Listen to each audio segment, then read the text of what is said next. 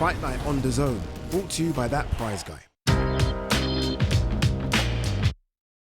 What a week it's been in Riyadh, Saudi Arabia. Remember, it isn't just fight night, it's fight week, and all the fighters have truly delivered. Everyone working on this event has delivered. Last Crescendo promised so much and delivered, I think, even more. AMB Arena, look at this. I mean, look at Eddie Hearn behind. He's more excited and happy than Dmitry Bivol. Dmitry Bivol's almost relief. And you guys know what it's like more than anyone. You do a 4-month, 3-month fight camp, and that's what you do it for, that there. Yeah, I gotta imagine. Right? Relief was one of the #1 things he felt, you know. You get in there, you go to war, and you don't know how it's gonna end. You know how you want it to. And when your name is called, man, it's always that relief of, I got what I wanted, you know. Especially when it's against a guy as good as Artur Beterbiev. He's good. I mean, you go down the pound for pound list, I mean, this guy is no worse than number 6, so you're fighting a legit guy there. Yeah, you are. So to not just beat anyone, but to beat him, it must feel good, AJ. It does, I'm sure it does. It's phenomenal. Both of them look really good, and as you said, Artur Beterbiev is a legit fighter, 100%. Watching him ringside was something that I've never seen before. The work rate, the passion, the hunger. I really respect his efforts tonight. It is insane, isn't it, when you watch what they do every single minute of every single round. I mean, I'd love to see the punch stats, because it didn't look like these guys stopped throwing punches. Yeah, you know, that's probably one of the biggest keys to success is consistency. In the boxing ring, you have to be consistent offensively and defensively. And I just think that there was a little bit more consistency coming from Bivol in the judges' eyes, not my eyes, but in the judges'. We forget how old Artur Beterbiev is. Crazy, right? 40. He's 40, right? 40 years of age. You're never too old to get in the gym. Never too old to start a career in boxing. Don't listen to him. You might not get to that level. But no, very, very special. Do we want to see the trilogy? The reason I ask is because David Benavidez was ringside, Callum Smith put in a good performance against Joshua Buatsi. Could one of those guys step in before we see Bivol Beterbiev again? Take my money, I'm here for the 3rd time. I want to see it. I think the first one was great, the second one was even better, and you need to draw the line under it with the 3rd one. Yeah, I think for myself, it's whatever the fighters want. If they truly want to read a 3rd I don't know why Bivol would want to do that again. Exactly. Because he can. Because he can. He's that tough. good. It's tough. But that's why we do what we do. You know, we want to be coin #1. And then we have to prove it. But Beterbiev had to prove it. Yeah. Now Bivol, they have to prove it again. Yeah. So you're saying that Beterbiev had to prove it. Yeah. He won it the first time, and he had to prove it again the second time. Now you're saying Bivol, come back and prove. Come back and show your mettle now. You're right. You're in for Bivol. You almost have to give it to Beterbiev again, don't you? In a way, even if you don't want to, you're like, okay, we have to do this because you gave it to me. Exactly. Let's show you some highlights from the fight. Again, so intriguing. I almost felt like through rounds 1 to 4, Beterbiev looked like he was just having his way. Yeah. It felt like that, didn't it? Watching it ringside, it's like, okay, how do you stop this machine? That's what I was thinking. We talked about adjustments, and we knew the #1 adjustment for Beterbiev was to start faster, and that's exactly what he did. It seemed to me like Bivol kind of went to sleep a little bit for a few of those early rounds, and then he woke up. Once the man woke up, he never went back to sleep. You know what I mean? We were saying that in the first fight, Bivol might have slowed down in the later rounds earlier on. And that's what may have lost him the fight. But in a way, he switched it around tactically and said, I'm going to give away the first 4 rounds, and I'm going to pick up in the last stretch, which maybe catches the judge's eyes. And that's how he gets the nod. Do you think that's what he done? Do you almost feel like he thought, okay, I'm going to give away these middle rounds and save something? They do it. It's smart. Yeah. You know, because a lot of fighters get tired in the latter rounds, naturally. It's a marathon, not a sprint, and Bivol was there all the way through. I saw intelligence coming from Bivol tonight. Looked like he was really managing the clock very, very well, especially later in the fight. He was finding his moments to have his spurts, and then very, very mindful to get back on his bike and play catch me. And Beterbiev had a hard time catching. One thing he did do, and I said to this before the start of the show, I said, does he need to dent Beterbiev? And I felt like at times people landed some big shots and he got the respect from Beterbiev. Yeah, I don't know if it was respect so much as it was just it hurt Beterbiev a little more than he's been hurt in the past. But he didn't show it. Yeah, no, he didn't show it, but when you slow down a little bit, that's what that is, you know what I mean? Oh, okay. You may be there, but cognitively, you're thinking it's not the same, you know? Yeah. You know. Yeah, He I've knows. been in there. He knows. I'll dish it out and I'm taking it. I know what it's He about. knows exactly what it's about. All right, let's hear from our US commentary team, Todd Grisham, alongside Sergio Mora and Chris Mannix. Guys, how did you see that one playing out?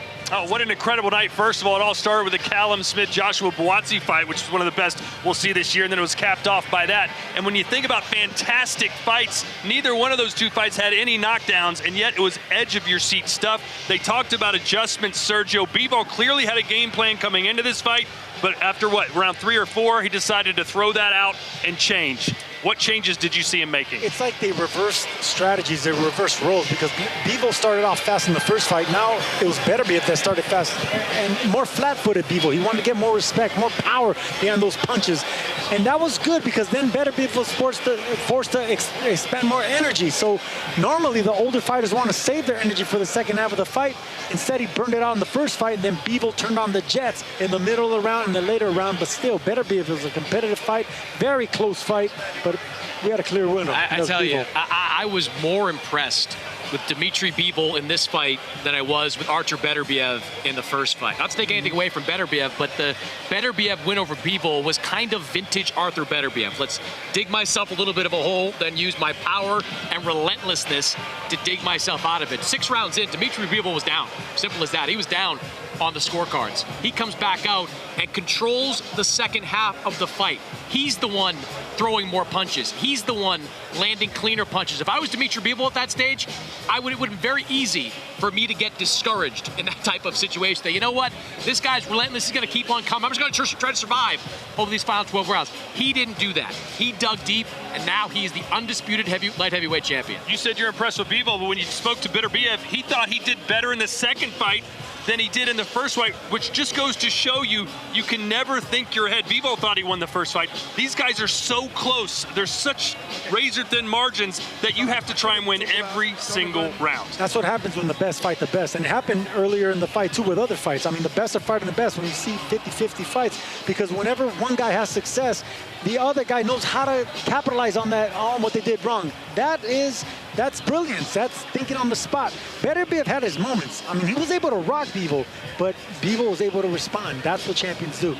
You know, this kind of feels like maybe the Ali Frazier of the light heavyweight division. We know we're probably going to get a third. Hey, maybe we get like Marquez and Manny Pacquiao, we could see a fourth. Every time these guys fight, there's one judge is probably going to have an 8-even fight, and the other was going to have 1 point difference. Yeah, this is shaping up to be one of the great trilogies of this generation. And I think there's no doubt that these two guys are going to run it back. I saw Turki Al-Sheikh in the ring say straight to Artur Beterbiev, right to him, put 3 fingers up, say, we're going to do that third fight. So if that man wants to make it happen, it's going to happen. Certainly you feel bad for David Benavidez, who needs to be in a big fight. But look, David Benavidez could take a lucrative matchup here in Riyadh against someone like Callum Smith. Yeah. Callum Smith deserves it. It would be kind of bizarre to have a 3-belt unified interim champion, which the winner of that fight would be, but it doesn't matter. Callum Smith bounced back with a terrific win over Joshua Buatsi. David Benavidez proved he is a monster at 175, just like he is at 168.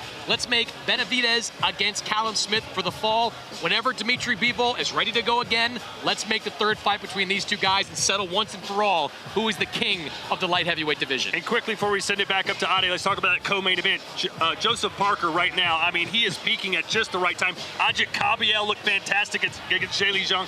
I mean, the heavyweight division right now is red hot. It feels like Dubois versus Usyk might be the next fight. If so, give me Parker and Kabayel, please. I'm telling you, the heavyweight division is as fun as it's been. Now, a lot of people thought that maybe when Tyson Fury exited, it would mean kind of another depressed era of heavyweights. Not the case because of guys like Ajit Kabayel, who has won 3 huge fights in a row and became the first guy to stop Zhilei Zhang in that fight. Joseph Parker, a former heavyweight champion who has been reborn under Andy Lee. There are 3 or 4 great matchups you can make in the heavyweight division. That doesn't even include the man that we just saw upstage, Anthony Joshua, who is going to be back and is a big-time force still in this division. Yeah, we're going to be back in Riyadh sooner than later, but first things first, we'll be in New York City in May, and then what? We're going to see Ryan Garcia and Devin Haney fight on the same card. What, are we going to fly over the next day to exactly Riyadh? what we're going to do. All right. Sergio gets a double connecting flight.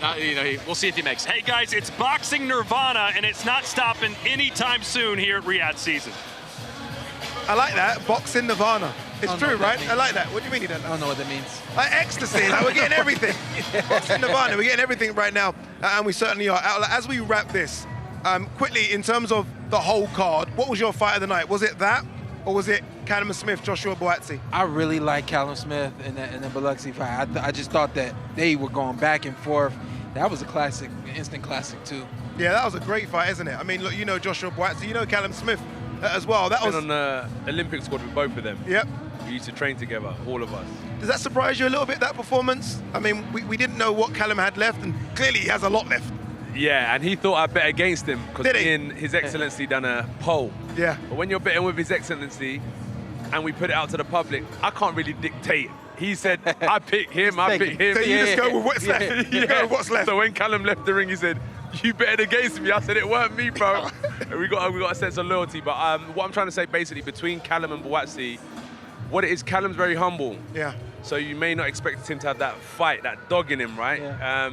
But he showed it tonight. And when you talk about throwing a lot of punches, he was a replica of, in a way, Beterbiev at the start of the fight, 100%. Where he didn't let off Buatsi. But listen, I've got so much respect for Buatsi as well because he had to show a lot of heart and grit to stay in there. Yeah, he'll be back again. Callum. He'll be back. So. I mean, we can go straight to that yard fight right now. That's what I said to him. Let's go straight to the yard fight.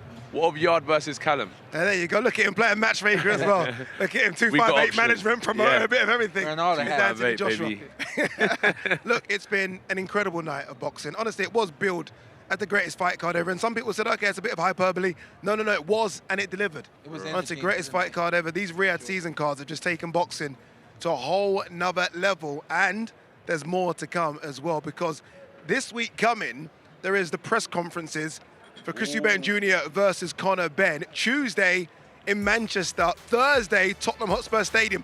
I am hosting both of them. I don't know how I'm going to do it, but we're going to try. Got this, champ. I got this. I think I got this. And then April 26th, they get it on in the stadium you fought at, the Tottenham Hotspur Stadium. And I'm telling you now, when that place is full, Shawn, you need to come over. Nothing beats it. Honestly, nothing beats it. From Shawn, from the big man Anthony Joshua, from the whole team, thank you very much. And we'll see you on another big Riyadh season event.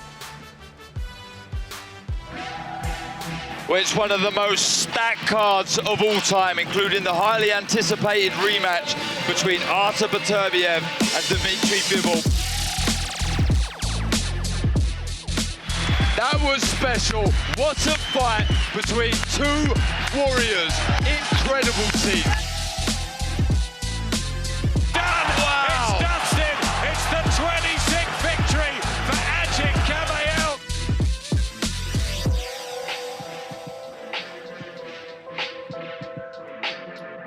Virgil Ortiz Jr. remains unbeaten.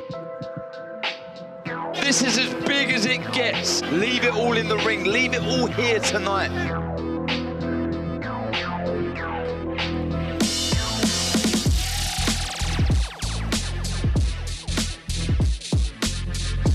But Shakur Stevenson does get the stoppage victory.